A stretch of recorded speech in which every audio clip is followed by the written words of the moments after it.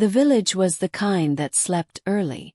Even the wind seemed afraid to roam after sunset. They lived under a sky that was always slightly darker than it should be, like the sun had forgotten them. The elders said the land was cursed. The young ones said it was just a story to keep them inside at night. But everyone agreed on one thing. The church was the only place where people felt safe. It stood at the edge of the village, old and worn, yet strangely powerful. The villagers believed the priest was a shield against the darkness. Then the old priest died. Nobody knew what happened to him. One day he was there. The next day he was gone. No funeral. No burial. Just silence. A week later, a new priest arrived. He came with a small bag, a thin smile, and eyes that looked like they had seen too much. His name was Father Njoro. The villagers welcomed him, hopeful that their prayers were finally answered. But the moment he stepped into the church, the air changed. It wasn't just cold. It was wrong.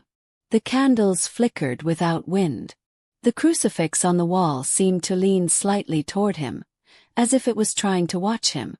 Father Njoro spoke softly to the villagers. He thanked them. He blessed them. He promised to protect them. And the villagers believed him. They didn't see the way his shadow moved in the corner of the room, like it was alive. They didn't hear the whisper in the church's dark hallways, repeating his name over and over. They didn't notice the small hidden door behind the altar that was sealed shut with iron nails. And yet, it looked freshly scratched, as if something had been trying to escape. That night, the first strange thing happened. Child went missing. The village searched everywhere. They shouted. They prayed. They searched the forest, the river, the graves. But the child was nowhere to be found. The only clue left behind was a tiny piece of white cloth. It had a strange smell, like old incense mixed with decay. And on the edge of the cloth was a mark that resembled a cross, but twisted. The villagers brought the cloth to Father Njoro. He examined it calmly without fear. Then he smiled and said, "This is the sign of protection." The villagers were relieved. But deep inside, a chill crawled up their spines. Because they didn't understand what kind of protection could come from something so wrong. And that was only the beginning. The next morning, the village woke to a silence so heavy it felt like a blanket. No birds sang. No roosters crowed. Even the river seemed to flow slower. People gathered at the church, hoping to hear a sermon that would bring peace. Father Njoro stood at the altar. His voice was calm, almost soothing. But the words he spoke were strange. He talked about sacrifice. He talked about purity. He talked about cleansing the land. And the villagers, desperate for hope, listened like hypnotized sheep. After the sermon, the elders approached him. They asked about the missing child. Father Njoro smiled again, that thin smile that never reached his eyes. "The child is safe," he said. "He is being purified." The elders frowned, unsure what he meant. But before they could ask more, Father Njoro raised his hand and said, "Do not fear. The darkness is returning. It must be stopped." That night, a strange sound echoed from inside the church. A low, deep hum like 1,000 voices singing at once. Some villagers claimed they heard chanting. Others said they heard a child crying. But nobody went inside. They were afraid. The next day, the village council decided to investigate.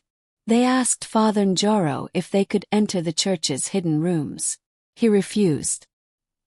He said the church was sacred and should not be disturbed. But the elders were not satisfied. They remembered the old priest. They remembered the stories. And they remembered that before the old priest disappeared, he had locked the hidden door behind the altar and never spoke about it again. So that night, a brave young man named Kato decided to sneak inside. He waited until the village slept. Then he entered the church through a side door. The church was dark. Only the moonlight entered through the stained glass windows, casting eerie colors on the floor. Cato walked toward the altar. His heart was beating so loud he thought the whole church could hear it. He reached the hidden door. It was sealed with iron nails. But something was strange. The nails looked new. And the wood around them looked fresh, as if it had been opened recently. Cato pulled out a small knife and began to pry the nails out. As he did, he felt a cold hand brush his shoulder. He turned around. No one was there. But the church was filled with a scent like burning incense. And in the distance, from behind the altar, a voice whispered, "You should not be here." Cato froze. Then the door suddenly opened on its own. The door creaked open slowly, revealing a narrow staircase leading down into darkness. Cato stared into the black void. His mind screamed to run. But his feet moved forward. He descended the stairs. Each step felt like he was walking deeper into the earth, deeper into something forbidden. The air grew colder. The smell of incense turned into something worse, like rotting flowers. At the bottom he found a small room. It was not a normal room. It was filled with symbols carved into the walls. Symbols that looked like crosses, but twisted and broken. In the center of the room was a stone altar. And on that altar lay the missing child. But the child was not asleep. He was alive. But he was not himself. His eyes were open but they were empty. His body was pale like a corpse. And around his neck was a rope made of thin vines. The vines were moving. They were alive. They tightened around the child's neck slowly, like a snake preparing to strike. Cato's stomach turned. He wanted to scream. But his voice was gone. He turned to run, but he saw something else. Standing in the corner was a figure. A shadowy man wearing a priest's robe. His face was hidden by darkness, but Cato could feel the evil inside him. Father Njoro stood there. He looked at Cato like a hunter looks at prey. Then he spoke. His voice was calm, almost gentle. "You found the secret," he said. "Now you must join it." Cato backed away. His hands shook. He tried to run up the stairs, but the door slammed shut. He was trapped. Father Njoro walked closer. He raised his hand. The symbols on the walls began to glow. The vines around the child's neck tightened even more. Cato realized something terrifying.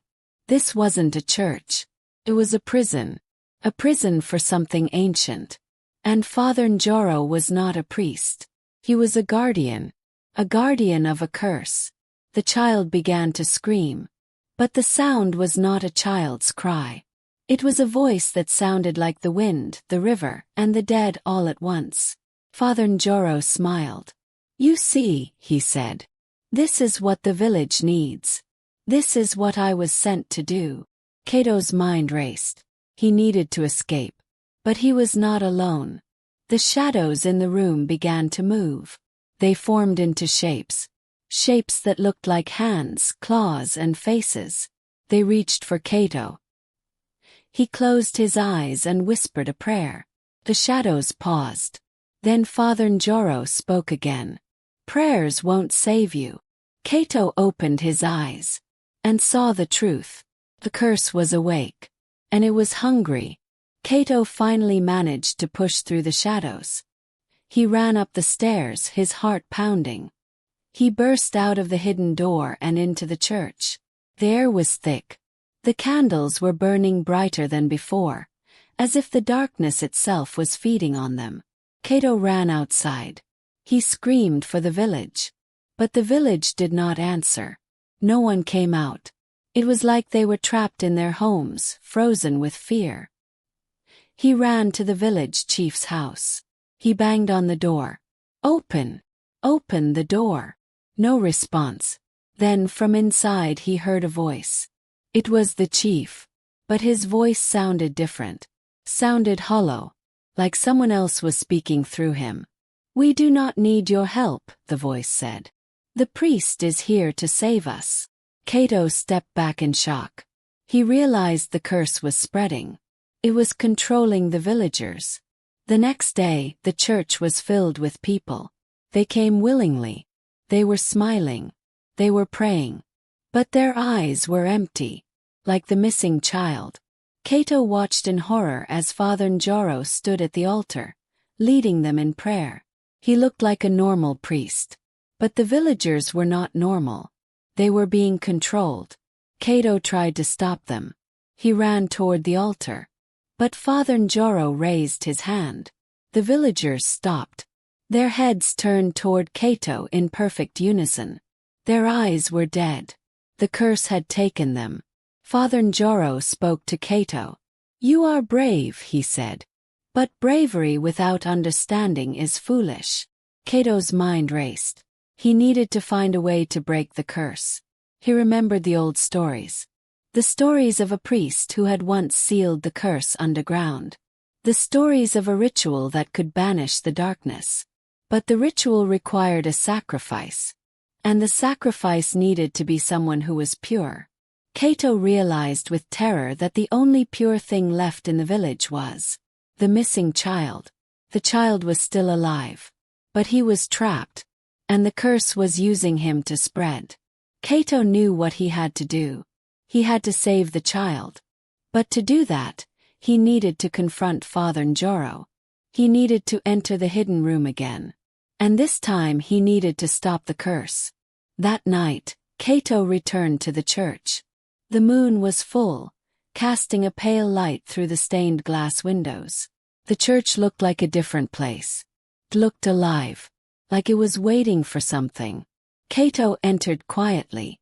The villagers were asleep, but their breathing was synchronized, like they were part of one body.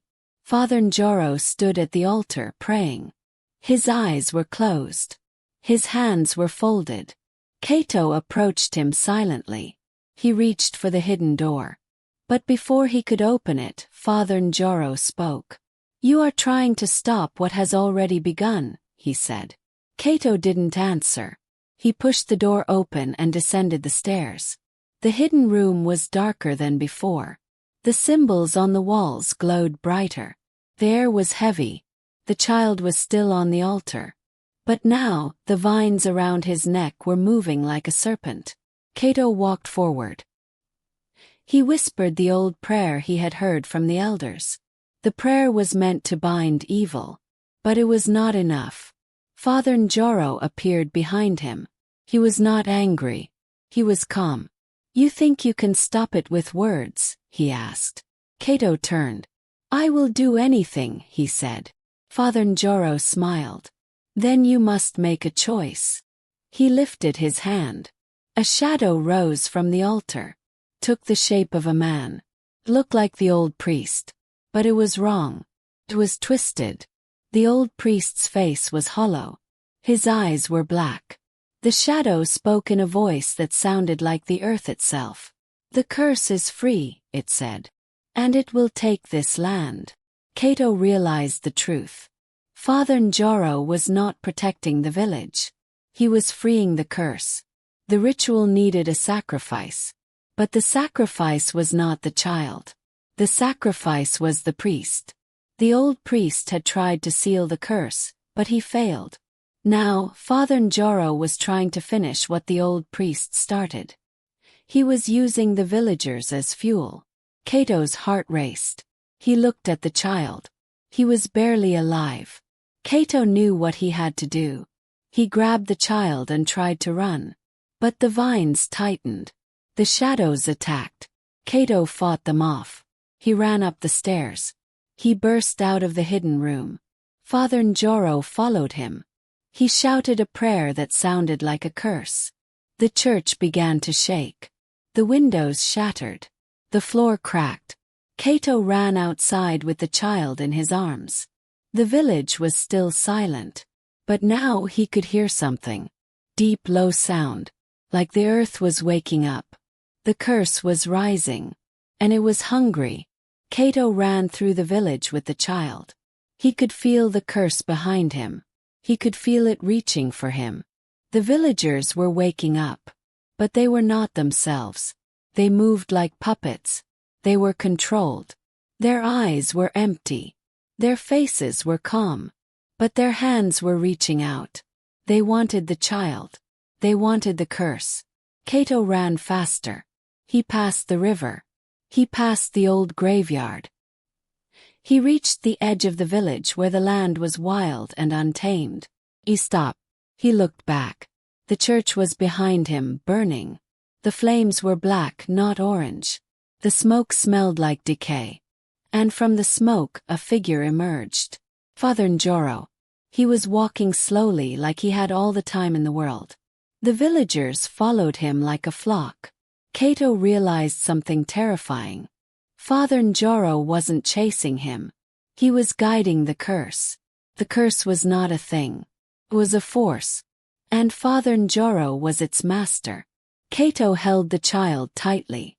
He looked at the sky. He remembered the old stories. The stories said that the curse could be stopped only by returning it to the place where it was born. But no one knew where that place was. Except Father Njoro. Kato had to find a way to make the priest reveal it. He needed to trick him. So he did something risky. He called out, "Father Njoro."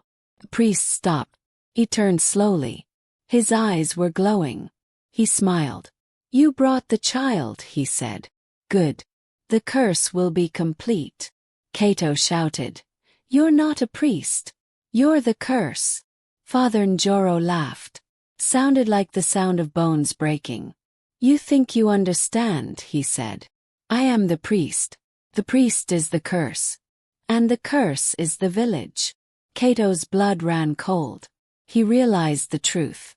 The priest wasn't hiding the curse. He was the curse. The child in his arms began to scream. But it wasn't a child's scream. It was the scream of the land itself. Kato had one chance. He needed to break the priest's control. He needed to destroy the symbol of the curse. He looked at the child's necklace. The vines were attached to it. He understood. The necklace was the key.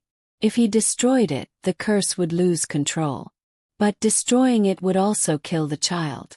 Kato had to choose. He had to decide between saving the child and saving the village. Kato stood in the middle of the village. The curse was closing in. Father Njoro was watching. The villagers were surrounding him. The child's body trembled. Kato held the necklace in his hand. He could feel the curse trying to pull him. He whispered to the child, "Please, forgive me." He raised the necklace high. And he broke it. A loud crack echoed through the air. The vines snapped. The child fell silent. Kato's heart shattered. But then something happened. The curse faltered. The villagers stopped moving. The air became lighter. The black smoke vanished. The church's flames turned to ash. For a moment everything was quiet. Then Father Njoro screamed. He screamed like a man who had lost his power. His body began to change. His skin cracked like old wood. His eyes turned into black holes. He was no longer a man. He was a monster. The curse was trying to escape. It was trying to leave through him. Kato realized the final truth. The priest wasn't the curse. He was the host. The curse needed him to live. Now that the necklace was destroyed, the curse was forced to leave. But it needed a new host. And it was looking at Kato. Kato backed away. He looked at the child's body. The child was still breathing. But barely. Kato understood the price. To stop the curse, someone had to become the new host. The curse would take their soul. It would use their body. It would hide in them and wait. Kato looked at the village. He saw the faces of his people. He saw the fear. He saw their hope. He realized what he had to do. He stepped forward. He raised his hands. He shouted a prayer. "Take me." The curse surged forward. It entered Kato's body like cold fire. Kato screamed.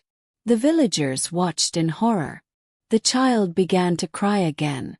But now the cry was different. It was a child's cry. Pure. Human. The curse had left the child. It had taken Kato instead. The village was saved. But at a terrible price. Kato collapsed. His eyes turned black. He smiled. And in that smile, the villagers saw the curse. They realized the truth. The curse never dies. It only changes its host. The village buried Kato the next day. They said he was a hero. They said he sacrificed himself to save them. They said the curse was gone. But the elders knew the truth. They had seen the look in Kato's eyes. They had seen the way he smiled. They had seen the way the wind stopped whenever he spoke. They knew the curse had found a new home. Weeks passed. Life returned to normal. The river flowed. The birds sang. The village laughed again. But something was different. The church had a new priest. A new man in a robe. He walked with a calm confidence. He smiled politely at the villagers. He blessed them. He prayed. And the villagers felt safe. But the elders noticed something. The priest's eyes were too calm, too empty. The church's hidden door was sealed again, with new nails, fresh wood. And behind the altar, a new symbol was carved. A twisted cross. The same symbol as before. The elders whispered to each other. They knew the truth. The curse was still here. It had only changed its shape. Had taken a new host, a new priest. And the village was once again protected by a curse. The new priest stood at the altar and spoke softly. "Welcome," he said. "I have come to save you." The villagers believed him. And nobody knew that the curse had returned. And this time, it was stronger. If you want more haunted tales like this, hit subscribe. Because the darkness is only getting stronger. Comment curse if you think the priest was hiding something even worse.